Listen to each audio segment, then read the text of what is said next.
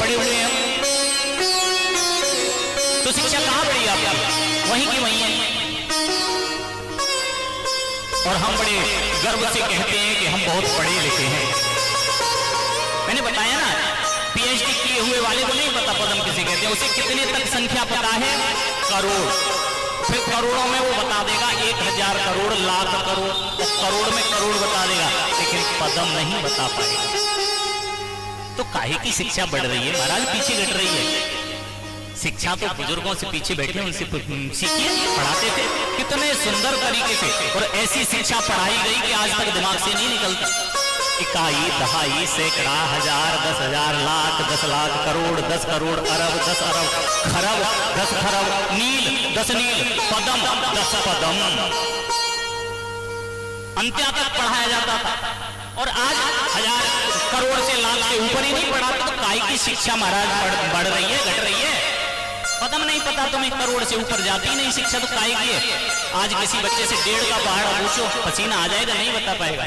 2.5 का पहाड़ा पूछो, नहीं, कैलकुलेटर करेगा महाराज। तो काय की शिक्षा? और इसीलिए कहते हैं बुजुर्गों के जो अनुभव है ना, बुजुर्गों की जो पढ़ाई है, आप आज ग्रेजुएट और पिछला पढ़ा हुआ बुजुर्ग, मानिए आप वो 5 तक ही पढ़ा है, लेकिन आपसे ज्यादा निपुण है वो, उसका मैथ आपसे ज्यादा तेज होगा। क्योंकि शिक्षा महाराज ज्ञान का एक स्वभाव होता है, ज्ञान का और जल का एक जैसा स्वभाव है, ये हमेशा नीचे की तरफ रहते हैं। जितना झुकोगे उतना प्राप्त करोगे।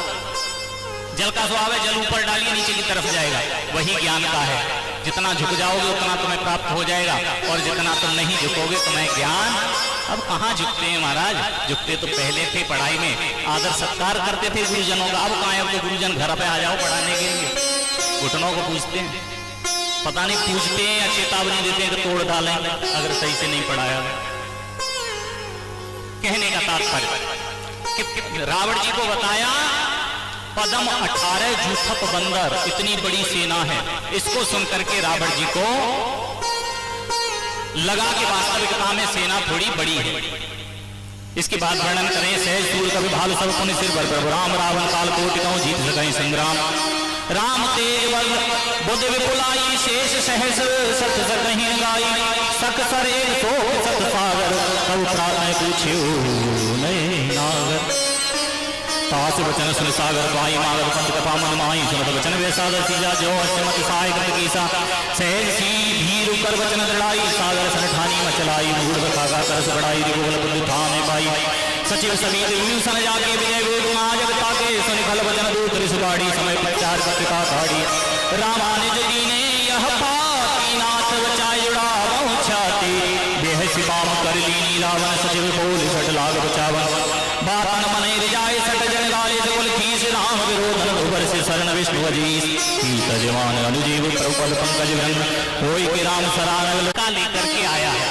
दूतों में मैंने बताया सीबीआई पीछे से भेजी गई विभीषण के, जिनमें एक नाम आया है सुख सारण, एक सारथी है, उसने लाकर के पत्रिका दी और रावण जी को समझाने का प्रयास किया कि सेना बहुत विशाल है, जिन्हें आप नर मान रहे हो वो परमात्मा है। तो क्रोध आया। जो व्यवहार विभीषण के साथ रावण ने किया, वही व्यवहार सुख सारण के साथ किया। लात मारी और तुरंत निकाल दिया। चिंता में हो जाते पढ़ने वाले सुनने वाले दोनों कि 2 बार लात मारना, विभीषण को पहले मार दी या दूसरी बार किसको लात मारी गई, तो उन्हें चिंता हो जाती है, क्योंकि 80%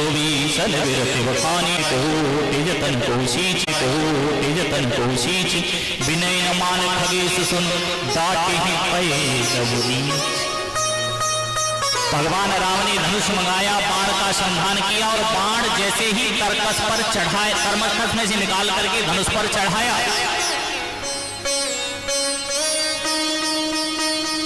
समुद्र में हलचल होने लगी और समुद्र में हलचल हुई। सारे जितने जीव जंतु हैं समुद्र के वो घबराने लगे, क्या हो रहा है आज। और अंत में समुद्र स्वयं एक ब्राह्मण का भेष बना करके समक्ष प्रस्तुत हो गया और भगवान से कहने लगा, प्रभु आपने मेरी 3 दिन तक आराधना की, लेकिन मैं आपके समक्ष प्रस्तुत नहीं। क्यों? क्योंकि प्रभु आपने जो जो वस्तु प्रकृति में बनाई है वो सब नियम के अनुरूप बनाई है, मर्यादा में रहने के लिए बनाई है, और मैं अपनी मर्यादाओं से बाहर काम नहीं कर सकता। इसमें कई तात्पर्य आए, मुडेर मुडेर मतेर भिन्ना। तो प्रमुख तात्पर्य जो है वो ये है कि समुद्र कहता है कि मैं मर्यादा में हूं। मर्यादा क्या है कि भाई कोई भी अगर समुद्र पार करेगा तो उसे जहाज की आवश्यकता या नाव की आवश्यकता पड़ेगी। अगर ऐसा नहीं हुआ तो भगवान राम क्या कर रहे हैं? भगवान राम आराधना कर रहे हैं, पूजा कर रहे हैं। तो भैया फिर कोई पैसे क्यों खर्च करेगा जहाज के? सब जाएंगे और समुद्र की प्रार्थना करेंगे, प्रभु हम आपकी पूजा कर रहे हैं, थोड़ी रास्ता दे दो निकलने के लिए। तो समुद्र तो सबको रास्ता ही दे दिया करेगा, चलो निकल जाओ। तो समुद्र ने कहा मैंने अपनी मर्यादाओं का उल्लंघन नहीं किया। सकलता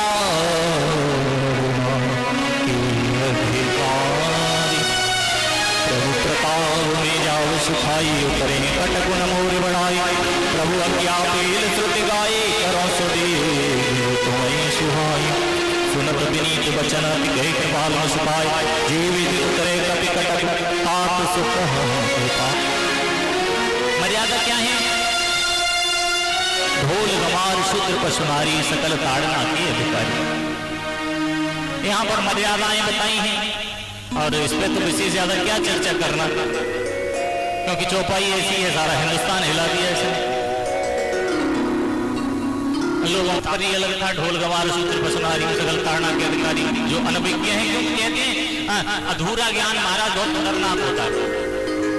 आप एक कलश लीजिए, कलश में आप आधा जल डालिए, आधा भर दीजिए, उसे हिलता रहेगा,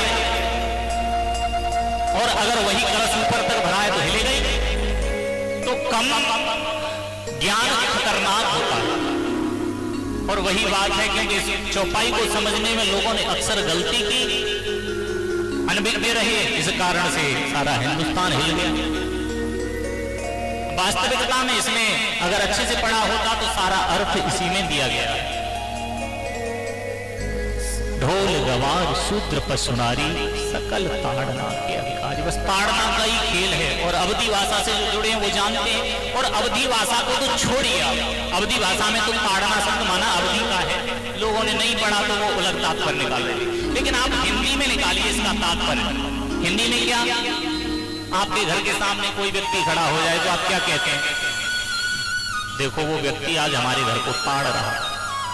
तो ये तो हिंदी का शब्द है, और अवधि में क्यों जा रहे हो? और अवधि में जाओ तो अवधि में भी ताड़ना शब्द देखने को ही बोलते हैं, और लोगों ने ताड़ने का शब्द का अर्थ का अनर्थ कर दिया। वो कह रहे हैं ताड़ना मारने को बोलते हैं। ऐसा कैसे हो सकता है? ये तो हमारी सोच है महाराज। तुलसीदास जी इतने कम पढ़े लिखे नहीं है, उन्होंने इसमें 360 भाषाओं का प्रयोग किया है। अंग्रेजी तक का प्रयोग है इसमें, अंग्रेजी का। जिस समय की अंग्रेजी बैन थी, कोई जानता ही नहीं था, उस समय तुलसीदास जी ने इसमें अंग्रेजी लिखी है। कई शब्द जैसे ऋष्यमुख पर्वत नियर आया, नियर मीन्स पास, नियर आया, ऋष्यमुख पर्वत पास आया। तमाम शब्द मैं आपको ऐसे बताऊं। कहो दिन जाए रहूं मिस एही, माँ पार्वती माँ कह रही है शक्ति, मैं मिस कर रही हूँ। किसको? बोले अपने परिवार को मिस कर रही हूँ। कछु दिन जाए रही हूँ मिस एही, मिस मीन्स याद करना, मुझे याद आ रही है अपने पिता की, इसलिए मैं अपने पिता के घर जाना चाहती हूँ। ये अंग्रेजी के शब्द हैं, बहुत प्रयोग किए हैं। और इसके अलावा दाइज दिया, दाइज कहीं दहेज शब्द नहीं आएगा पूरी रामायण में। दाइज ये इंपोर्टेंट है ना, इंपोर्टेंट कॉमा जिसे बता, दाइज संबोधन किया गया, दाइज ये सब कितनी इसमें महाराज कितनी भाषाओं में प्रयोग किए। तो तुलसीदास जी कोई कम पढ़े लिखे थोड़ी है, वो तो हमारी बुद्धि है कि हम कह देते हैं कि इसमें ये है, इसमें वो है। इसको पढ़ने के लिए जीवन निकाल देना, एक चौपाई नहीं समझ में आता। इतनी कठिन भाषा में लिखी है। कहने का तात्पर्य, श्री समुद्र जी समक्ष प्रकट हुए और कहा कि मैंने किसी भी मर्यादा का आपका उल्लंघन नहीं किया है। भगवान राम भी बड़े उदार हैं। राम जी ने कहा तो हमने भी आपको प्रताड़ित नहीं किया, आप बस ये बताइए करना क्या है। हमें सिर्फ इस समुद्र को पार करने का रास्ता बता दीजिए। सुनत विनीत बचन कहे कृपाल मुस्काए, जीव उतरे कपि कटक तात सुख उपाय। ये उपाय बताइए जिससे हम इसको पार कर सकें। समुद्र ने कहा सुनो, आपकी सेना में 2 इंजीनियर हैं, आज के समय के इंजीनियर। बोले कौन है, हमें भी तो पता चले। बोले नल और नील। बोले ये कौन है? बोले ये अग्निदेव के पुत्र हैं। तो बोले इनकी क्या विशेषताएं, कैसे सहायता करेंगे? तो बोले बचपन में अग्निदेव के पुत्र नल और नील गुरुकुल में पढ़ा करते थे, शरारती थे, क्योंकि बानर का स्वभाव होता है। क्या करते थे, कोई ऋषि मुनि बैठा है अपनी तपस्या में लीन बैठा है, लिया उसका सामान जल में फेंक दिया। जो भी सामान मिला जिसका जल में फेंक दिया। एक दिन की बात, दुर्वासा ऋषि बैठे हुए थे तपस्या में लीन, वहां पहुंच गए। और महाराज अगर क्रोध का दूसरा नाम है तो वो दुर्वासा है। पहुंचे, दुर्वासा ऋषि का सामान लेकर के जल में फेंक दिया। दुर्वासा ऋषि ने जब पता चला दुर्वासा ऋषि को कि ये कृत्य नल और नील ने किया है, तो क्रोध बस आंखें लाल हो गई। श्राप देने के लिए जल जैसे ही हाथ में लिया, अग्निदेव प्रकट हो गए। महाराज क्या कर रहे हो? बोले नहीं, मेरे क्रोध को तो तुम जानते हो, मैं तो श्राप दिए बिना मानूंगा नहीं, क्योंकि अंजलि से जल हाथ में आ गया तो अब तो जिस प्रकार से बाण चढ़ा हुआ पीछे नहीं लिया जा सकता। बंदूक में डली हुई गोली पीछे, बात निकल गई वो निकल गई, अब अंजलि में जल आ गया, श्राप तो दूंगा। बोले महाराज श्राप तो देना, लेकिन ऐसा देना कि वरदान के रूप में परिवर्तित हो जाए, क्योंकि ये मेरे पुत्र हैं। और महाराज जहर को जहर काटना है। दुर्वासा ऋषि क्रोधी और उधर अग्निदेव सामने खड़े हैं, तो दोनों का स्वरूप एक ही है, वो भी क्रोधी और वो तो ज्वलनशील है ही अग्निदेव। तो स्टाप का मामला हो गया, निभाया। दुर्वासा ऋषि ने कहा श्राप तो देता हूं। बोले क्या श्राप? बोले आज के बाद किसी भी संत का या किसी भी वस्तु का उपयोग ये जल में करेंगे, फेंकेंगे, वो डूबेगी नहीं। श्राप वरदान बन गया।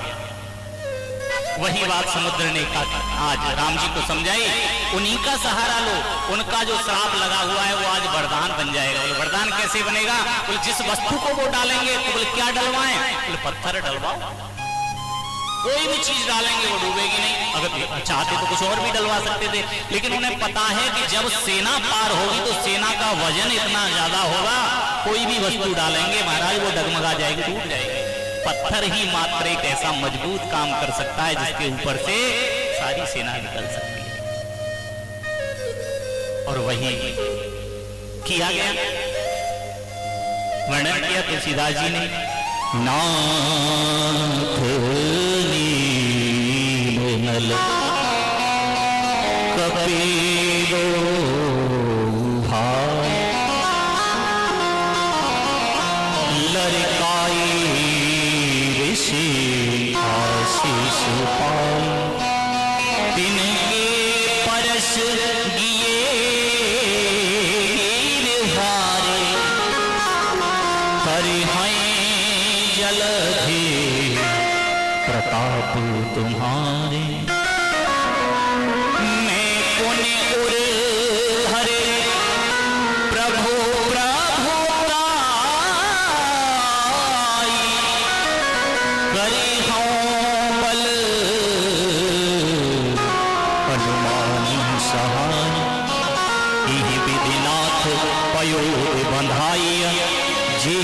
सुजस लोकति गाइया, यही सरमम उत्तर तटवासी, हतहु नाथ खल नर अगरासी। सुन कृपाल सागर मन पीरा, तुरतहि हरि राम रणधीरा। देखी राम बल पौरुष भारी, हरस पयोनिधि भयं सुखारी। सकल चरित कहे प्रभु ही सुनावा, चरण वंदे पादोदय सिधावा। यहाँ पर समुद्र ने आराधना की और आराधना करने के बाद भगवान के चरणों की वंदना की। अक्सर ऐसा होता है, काम होने के बाद काम करने वाले को भूला जाता है, अब तो हमारा काम हो गया, अब हमें इससे क्या लेना देना। लेकिन समुद्र की मर्यादा देखिए, रास्ता भी बताया और रास्ता बताने के बाद भगवान के चरणों का स्पर्श किया। तुलसीदास जी महाराज वर्णन कर रहे हैं, निज भवन गवन्यो सिंधु श्री रघुपति यह मत भाय। निज भवन गवन्यो, निज भवन अपने स्थान पर कौन गया? समुद्र गया। यह चरित कलिमल हर जथा मत दास तुलसी गाय। सुख भवन संशय समन दवन विषाद रघुपति गुण गना। तज सकल आस भरोस गावहि सुनहि संतत सख मना। सकल सुमंगल दायक रघुनायक गुण गान। सादर सुनहि तरय भव सिंधु जल जान। ऐसा वर्णन आया है।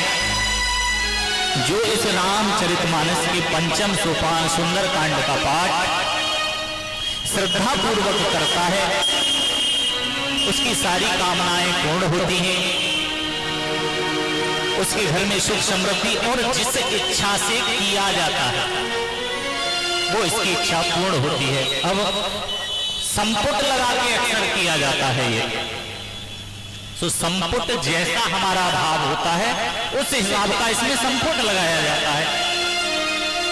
अब लोगों ने तो आम बात बना दी है कि एक ही चौपाई का बार बार निरूपण करते रहते हैं। कौन सी? आप भी बोलिए। मंगल भवन अमंगल हारी द्रवहु सुदशरथ हरि बिहारी। कौन सी है? दोबारा बोलो। मंगल भवन अमंगल हारी द्रवहु सुदशरथ। अजर है, क्या है? अजीरो। मेरा हमेशा यही ध्यान, फोकस ज्यादा मैं इसी बात पे करता हूं। मैंने उस दिन भी आपको बताया और फिर बता रहा हूं, जितने भी रामायण पढ़ने वाले हैं 80 से 90% गलत ही पढ़ते हैं, क्योंकि उन्हें बोध ही नहीं है। इसमें सबसे ज्यादा गलती होती है इस चौपाई पे, या गलती होती है सपे। सब तीन होते हैं व्याकरण के हिसाब से, सब तीन हैं, लेकिन हमारे दिमाग में एक ही है। कोई भी बुलवा लो, सबको सही बोले। तीनों के अलग अलग स्थान हैं। एक मूर्धालु है, एक दंतालु है, एक ऊर्धालु है, एक सीटी वाला स होता है। मैं बहुत सॉफ्ट तरीके से समझाने की कोशिश करता हूं। एक सीटी वाला स होता है, एक षटकोण वाला स होता है और एक सपेरा वाला स होता है। रामायण में सीटी वाला स वर्जित है। पूरी रामायण में सीटी वाला सब देखने को नहीं मिलेगा कहीं भी। शंकर भी स वाले, सपेरा वाले स से शंकर लिखा है, सीटी वाला स नहीं लिखा। और दोनों की परिभाषाएं सीटी वाले स की और षटकोण वाले स की लगभग में एक जैसी होती हैं। एक मूर्धालु है, एक दंतालु है। तो जो दंतालु स है और मूर्धालु जो स है, इन दोनों का निषेध बताया है। और जो षटकोण वाला स है ना, उसको रामायण में स नहीं बोला जाता, क्योंकि स और स में कोई फर्क हमको महसूस नहीं होता, लेकिन बहुत फर्क है। व्याकरण के विषय नहीं जानते। सीटी वाला सा निषेध और षटकोण वाला स जो है वो ख है। स नहीं है वो ख है। रामायण में जहां भी आएगा वो ख के संबोधित आएगा, उसको स नहीं बोला गया, उसे ख बोला गया, और स तो है ही है। तो हम कोशिश ये कीजिए करें कि जहां हमको ये लगता है कि हमने अशुद्ध पढ़ी है, उसको किसी अपने से उच्च जो हमारी समझ में आए कि ये उच्च है, ये हमें सही बता सकता है, उससे उसका निश्चित निराकरण कराइए। वैसे तो कहते हैं जाने अनजाने में की हुई गलती में फर्क होता है, आपको पाप नहीं लगेगा, लेकिन फिर भी जीवन में सीखना बहुत जरूरी है। इस कारण से आपको लगे कि यहाँ थोड़ी हमें कमजोर है इस विषय में, तो उस विषय को शेयर कर लीजिए, सामने वाले से समझ लीजिए। तो कहने का तात्पर्य चौपाई को दोबारा से शुद्ध कर लीजिए। मंगल भवन अमंगल हारी, द्रवहु सुदशरथ अजर बिहारी। अजर नहीं है, अजर का मतलब होता है, जर बोलते हैं बुढ़ापे को, और अजर हो गया जवान, लेकिन इसका तात्पर्य जवान नहीं है, अजर, अजर बोलते हैं आंगन। द्रवहु दशरथ अजर, दशरथ जी के आंगन में जो खेलता है, बिहार, बिहारी मीन्स बिहार करने वाला, घूमने वाला, ऐसे भगवान राम को प्रणाम यहाँ किया गया है। कहने का तात्पर्य सुंदरकांड के विषय में मैंने आपको बताया। सुंदरकांड में जो पका हुआ फल है ये पंचम सोपान, 7 कांड है इसमें, आप सबको पता होगा। प्रमुख रूप से इसमें इसको सुंदरकांड क्यों कहा है? इस पूरे सुंदरकांड में 7 ही बार सुंदर शब्द आया है। गिन के देखना, आज तो समय नहीं है, लेकिन फिर कभी अगर मिलेगा समय तो मैं आपको बताऊंगा गिन करके। 7 बार 7 चौपाइयों में सुंदर शब्द का इस्तेमाल इसमें किया गया है, इस कारण से इसका नाम सुंदरकांड रखा गया है। और हनुमान जी महाराज के विषय में तो आपको मैं पहले भी अवगत करा चुका हूं, समय अनुमति नहीं दे रहा है हमें। हनुमान जी के विषय में आप बस इतना जान लीजिए कि हनुमान कहते किसको हैं? हननः मानः सह हनुमान। हनन मीन्स, हनन बोलते हैं खर्च करने को, और मान बोलते हैं सम्मान को, इज्जत को, ईगो को। जिसने अपने मान सम्मान का हनन कर दिया, खर्च कर दिया, जिसे मान सम्मान की इच्छा नहीं है, वही हनुमान है। और एक और तात्पर्य हनुमान, हनु बोलते हैं ठुड्डी, चिन्ह चिन्ह, ये ठुड्डी जो होती है इसे हनु बोलते हैं, और मान बोलते हैं टेढ़े को, जिसकी ठुड्डी टेढ़ी हो वो हनुमान है। तो ठुड्डी किसकी टेढ़ी है? हनुमान जी की वज्र से हुई ना, आप सबको पता है। इस विषय में ज्यादा नहीं, क्योंकि आज समय अनुमति नहीं दिया, आप सबको पता है, बहुत डिस्टर्बेंस रहा है आज। तो हम यहीं पर इसको आज प्रणाम करेंगे, विराम देंगे। और एक छोटी सी अरदास होती है, तो जिस उपलक्ष्य में ये कार्यक्रम कराया गया है, हमारे प्रिय दीपक चौधरी, दीपक पौनिया जी, उन्हीं के जो सुपुत्र हैं भव्यान, उनके जन्म दिवस के उपलक्ष्य में आज आपने ये सुंदरकांड का पाठ। देखिए प्रोग्राम कोई बड़ा छोटा नहीं होता मेरी समझ से, क्योंकि कुछ लोग कह देते हैं उन्होंने जो कार्यक्रम कराया वो बहुत बड़ा था, वो नहीं, कथा उसमें वही होती है, वही सब बात होती है, लेकिन वक्ता कहने वाले का तरीका अवश्य बदल जाता है। आप अच्छी डेकोरेशन कर सकते हैं, आप अच्छी सोसाइटी को बुला सकते हैं, आप अच्छी फैसिलिटी किसी को दे सकते हैं, लेकिन भगवान की कथा में आप कुछ भी नहीं कर सकते। उसकी कथा अपरंपार है, जितनी यहाँ हुई उतनी ही कहीं दूसरी जगह हुई और वही तीसरी जगह हुई। ऐसा कुछ नहीं होता, भगवान की कथा वही होती है, केवल हम अपने नाम के अनुसार आडंबर बड़ा कर सकते हैं, फैसिलिटी अच्छी दे करके उस प्रोग्राम को भव्य बड़ा बता सकते हैं, लेकिन कार्यक्रम सब एक जैसे होते हैं। तो कहने का तात्पर्य आज आपने जो ये कार्यक्रम सुंदरकांड का कुछ अब व्यवस्थाएं हुई, वैसे भी आज आप सबको पता है सबके पास व्यस्तता भी है, और यहाँ बराबर में तो एग्जाम भी है आज, इस कारण से आप इसका लाभ ले सके हैं। मैं सोचता हूँ शायद संपूर्ण लाभ आपको न मिले, तो भगवान करे कि हमारे दीपक पौनिया जी को भगवान इतनी समृद्धि दे कि वो जल्दी से जल्दी पुनः अपने घर पर इस भव्य आयोजन को पुनः दोबारा करा सकें। और उन्हें क्यों, मैं तो सारे समस्त कॉलोनी वासियों को और जो मुझसे जुड़े हैं या नहीं भी जुड़े हैं, मैं तो सबके लिए यही चाहता हूँ, सर्वे भवन्तु सुखिनः, सर्वे सन्तु निरामया, सर्वे भद्राणि पश्यन्ति मा कश्चित् दुर्भाग्यः, सब संपन्न रहें, सुख रहें। और आप सबकी जब भी इच्छा हो तब भगवान का गुणानुवाद अपने यहाँ कराइए, पड़ोसी के यहाँ कराइए, जब जैसे इसको भगवान, क्योंकि महाराज पैसा तो सबके पास है, लेकिन उसको खर्च करने का तरीका किसी को आता है। आप अपनी फैसिलिटी में उसे लगा सकते हैं, अच्छा लगा सकते हैं, लेकिन उसका सदुपयोग कहाँ करना, क्योंकि धन की 3 गति बताइए, चौथी है ही नहीं। सबसे पहले सबसे उच्च श्रेणी है धन की दान, दान करो।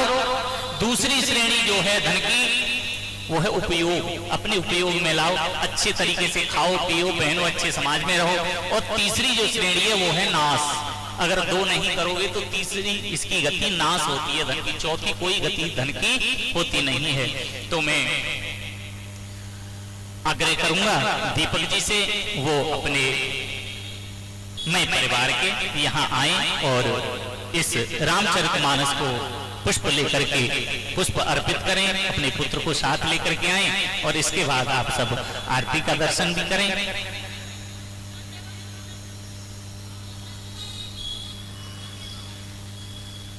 ढोलक वाला नहीं है ना, बजाओ।